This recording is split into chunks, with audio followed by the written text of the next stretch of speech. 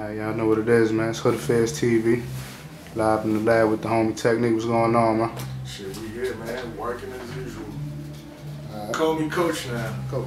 I mean, it's still technique, you know. Coach is just something I said on the mixtape, but everybody grabbed onto it and took off with it. So, figured it might be a nice little cool AKA. Yeah. So, a lot of people see people's success. They don't know the groundwork they, laid down to get to that point. Let them know how long you've been DJing, and some of the mixtapes you worked on and your resume. Right. I really been DJing for years, bro, since high school. It was really a pet peeve. It started off as a pet peeve when I used to make little compilation discs to ride to and listen to. And I would listen to them, and I used to hate the gap between the songs. You know, one song ends, the other one starts, and it's like a 3-second silence. I used to hate that, so I tried to figure out a way to make the songs just seamlessly play along, and that's how I started DJing. That was back in high school. Tried to go to college, that didn't work out. And I was doing the clubs, trying to pay my bills or whatever. And it's a real funny story. I actually quit DJing. I used to live in Baltimore. And I said, fuck it, I'm tired of this DJ shit. I'm gonna move down to Atlanta, get me a 9-to-5, and go corporate. And I moved down here.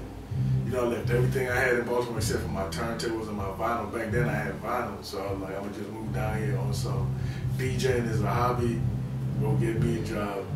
Moved down here. The first night I got down here, I met a nigga I knew from back in Baltimore. He had moved down here. He was a party promoter, and he was like, man, I got a gig for you tonight if you're trying to make some money. So I'm like, cool. Shit, I need the money. I just moved down here trying to find me a spot.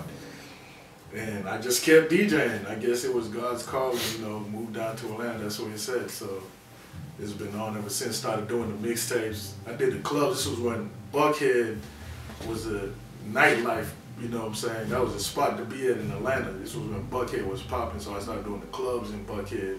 So in Atlanta, I used to shut down at 6 o'clock in the morning. You'd leave the club, the sun is out. So I started doing the clubs.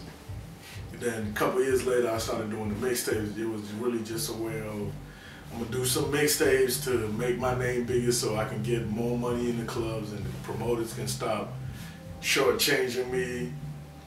And it carried on, did the mixtapes, met Zoe, Gorilla Zoe, in the streets. This was before he was signed. And we was fucking with each other, and he got signed, and I went on the road with him as his tour DJ. And I met 2 Chainz before Dufferbag Boys. Actually, Black Bill Gates is the one that linked me with 2 Chainz like years ago. And we were just fucking around doing mixtapes together. Met Travis Porter, their project really we took on hands-on from the ground up, as far as marketing, promo, management, the whole 9 yards, you know what I'm saying? We teamed up with Charlie, who is now Travis Porter's manager. And we formed our Porterhouse Music Group, which eventually led to a label deal with Jive Records. So, and that's today. And, last year, late last year, I was talking with Tid too, because I've been fucking with him for years. I was like, shit, I see something in him that a lot of people didn't see.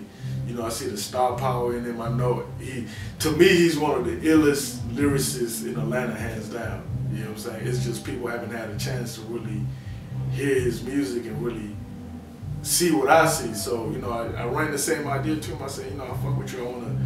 I wanna do something with you. So we did a management deal with 2 Chainz, and it's been on ever since.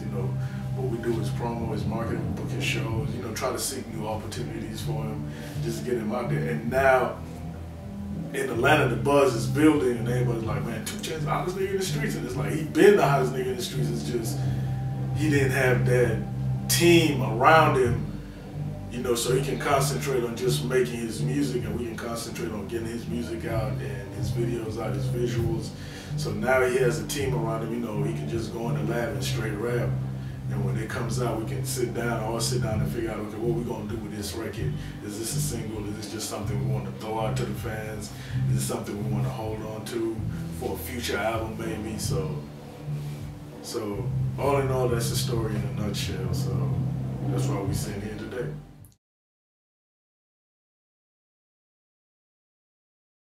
I have no idea. Lost count? Like solo projects. I lost count. I mean, You got the compilation joints I used to do. I still do them. You know what I'm saying? I don't know how many of those I put out. I would say maybe close to 100, maybe over 100. I have no idea. Then you got the artist joints I did. I know I've done like 2 Titty Boy CDs. I think 4 Travis Porter mixtapes. Gorilla Zoe, Jody Breeze, Player Circle when they had Duffel Bag Boys. I did label joints too with Grand Hustle when T.I. was coming out with the T.I. was his T.I.P. I did a Dro mixtape. Who else? Young Berg. This was before he got beat up. And his chain too. That's still fuck with the homie though. I think that's about it that I can think of off the top of my head. Oh yeah, I did a joint with Diddy too. That's pretty much about it that I can think of off the top of my head.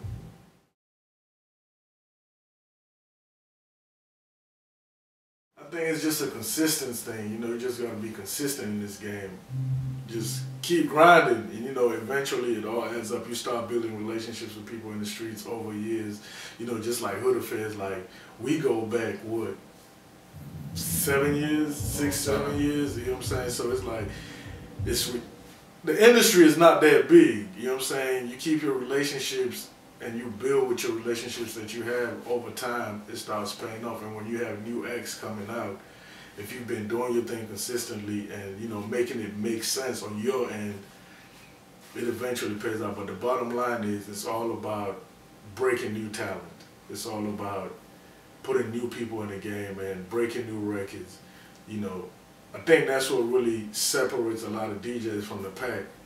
You know, when you go back and you look at Drama and Jeezy, you know, Scream and Shawty Lo, Scream and Rocco, you know what I'm saying? Like, it really, Wu Kid and 50, you know what I'm saying? Clue and Fab, like, that's what really separates you from the pack and puts you in the front runner. So, it's all about breaking artists and breaking records, you know.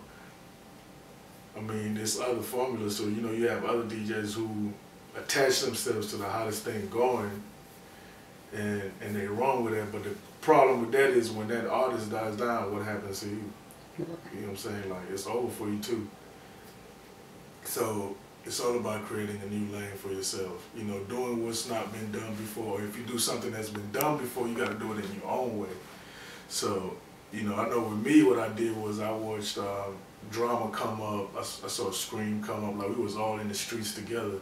And I saw them come up, and I saw how they did it. Oh yeah, I was in that same exactly. At the same we were time, all, yeah. you know what I'm saying? We were all in the streets at the same time, so we seen everybody come up. So it was always about. I didn't want to do the same thing I saw them do. I wanted to take what they did, but add my own twist to it and make it bigger or make it different from what they did. So with me, it's more about developing the act. It's more about.